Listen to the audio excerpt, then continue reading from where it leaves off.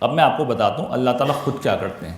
قرآن میں انہوں نے جو یقین دہانی کرائی ہے حضور سے، انہوں نے کہا ہے کہ وَإِذَا سَأَلَكَ عِبَادِي أَنِّي فَإِنِّي قَرِيبٌ أُجِيبُ دَعْوَةَ الدَّاعِ إِذَا دَعَانِ۔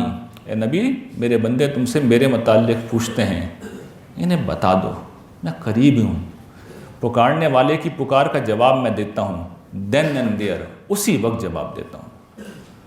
تو ادھر ہم اللہ کو مخاطب کرتے ہیں، ادھر وہ جواب دیتا ہے۔ اس کو ایک جلیل القدر پیغمبر نے بیان کیا تھا، اور کتنا خوبصورت اسلوب میں انہوں نے بیان کیا تھا۔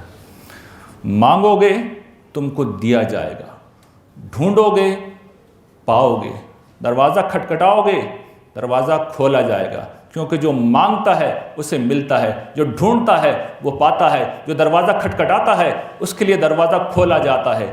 دیکھو تم میں سے کون ہے، تم میں سے کون ہے کہ اس کا بیٹا اس سے مچھلی مانگے وہ اسے سانپ دے دے؟ تم میں سے کون ہے جس کا بیٹا اس سے روٹی مانگے اور وہ اس کے ہاتھ میں پتھر رکھ دے؟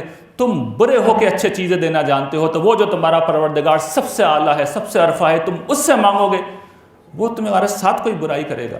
تو میں آپ کو یقین دلاتا ہوں، کوئی شخص خدا سے جب ان 8 احساسات میں متعلق ہو جاتا ہے تو سامنے کوئی بت نہیں ہے، عالم کا پروردگار ہے۔ آپ اپنی زندگی میں خدا کا تجربہ کر کے دیکھیں گے، وہ عرش سے فرش پہ آئے گا، وہ اسباب کے ساتھ بھی آتا ہے، اور میں خدا کی قسم کھا کے کہتا ہوں کہ وہ اسباب اٹھا کے آ جاتا ہے، آج بھی آتا ہے، وہ کر رہا ہوتا ہے، وہ کر کے دکھا رہا ہوتا ہے، لیکن بندہ پیچھے یہ ہونا چاہیے، بندہ یہ ہونا چاہیے، اس کے علاوہ وہ نہیں آتا۔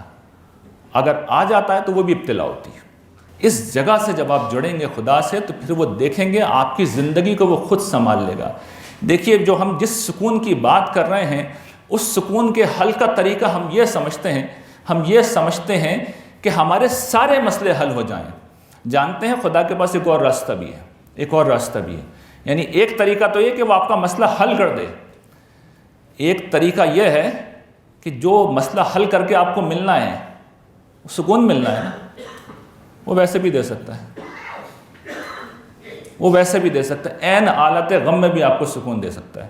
جس طرح کوئی طبیب زخم کے اوپر مرہم رکھتا ہے، خدا بھی اپنے بندوں کے زخموں کے اوپر مرہم رکھ دیتا ہے۔ تو جو سب کچھ ویسے پانا ہے وہ ایسے بھی مل ہی جاتا ہے۔ اس دنیا کی بات کر رہا ہوں، میں آخرت کی بات نہیں کر رہا۔ پوری گفتگو میری فوکس رہی ہے اسی دنیا کے اوپر، آخرت کا تو میں نے ذکر ہی نہیں کیا ہے۔ آخرت کی تو جب ہوگی تب دیکھی جائے گی، یہ تو نقد انعام ہے، جو چاہے تجربہ کر کے دیکھ لے۔ قرآن مجید ان گارنٹیز سے بھرا ہوا ہے۔